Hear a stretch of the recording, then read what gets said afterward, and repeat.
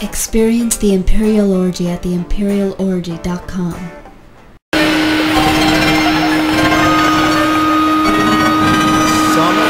In November of 1998, Caesar presented a vision to the Imperial Orgy for a surreal street theater protest performance called Our Daily Bread. Although it sounded downright bizarre at first, in the end it played out to great effect. Our Daily Bread was crazy.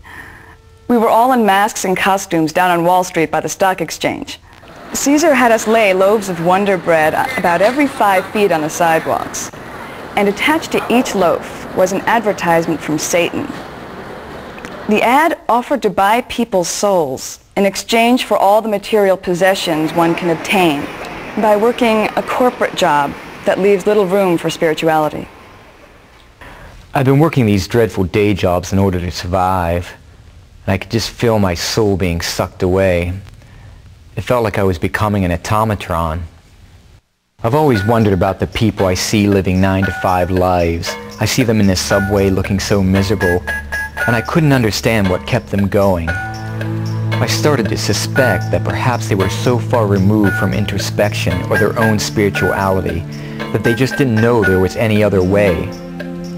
Our Daily Bread was my way of releasing my own frustrations, and perhaps for just a moment, allowing these people to stand back and question what's really important. There was a moment that day where I stopped and looked down Wall Street, and everywhere I looked there were businessmen standing staring at the bread with confused looks in their faces, and I knew that made it all worthwhile. I love throwing a wrench into the norm and making people stop and scratch their heads for a moment.